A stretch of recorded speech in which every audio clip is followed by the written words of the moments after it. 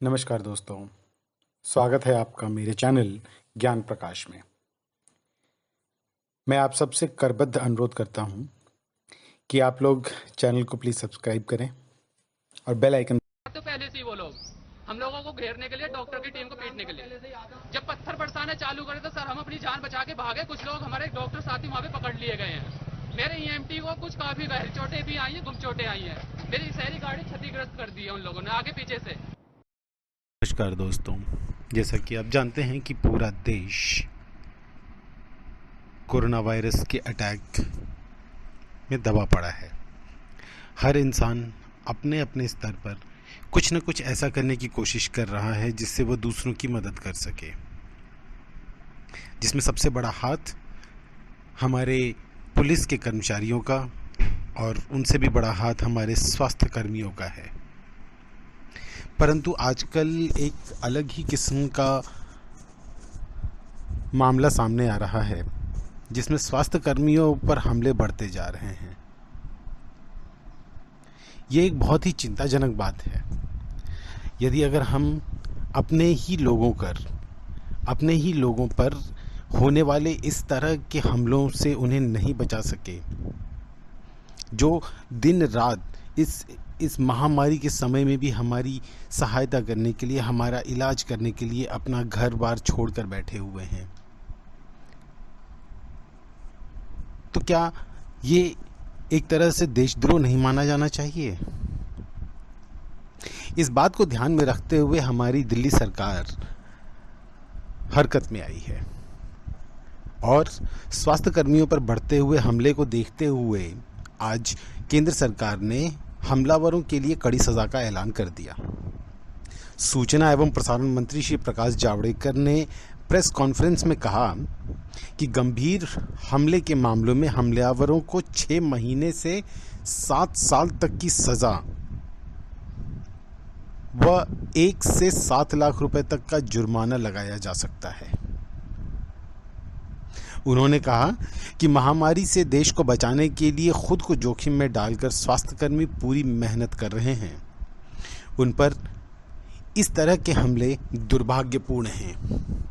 उनके खिलाफ किसी तरह का हमला या शोषण की घटना असहनीय है।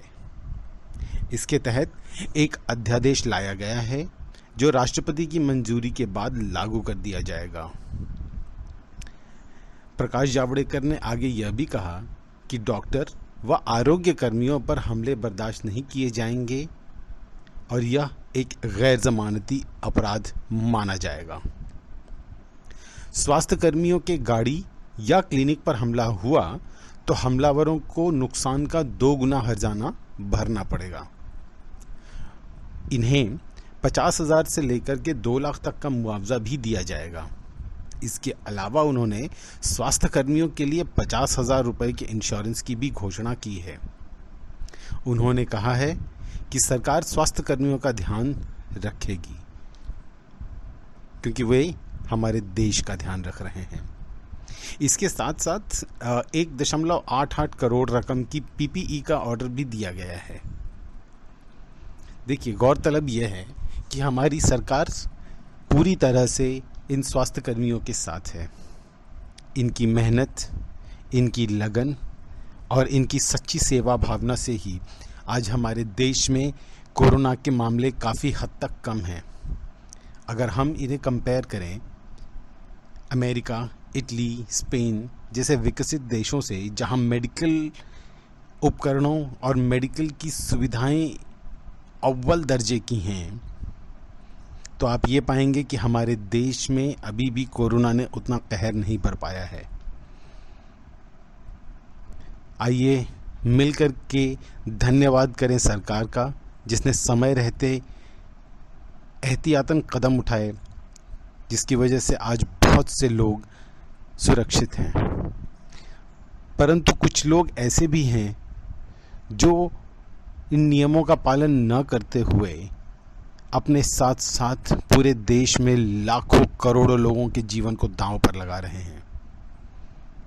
अगर हम में से हर एक इंसान सिर्फ ये जिम्मेदारी ले ले कि मैं अगले एक इंसान को जो इस तरह के कदम उठा रहा है समझाऊंगा और उसे ऐसा करने से मना करूंगा। तो विश्वास मानिए वो दिन दूर नहीं होगा जब हिंदुस्तान में कोरोना का एक भी मामला नहीं हो और हम दुनिया के लिए एक उदाहरण बनकर सामने आएंगे। बहुत बहुत शुक्रिया। फिर मिलते हैं अगली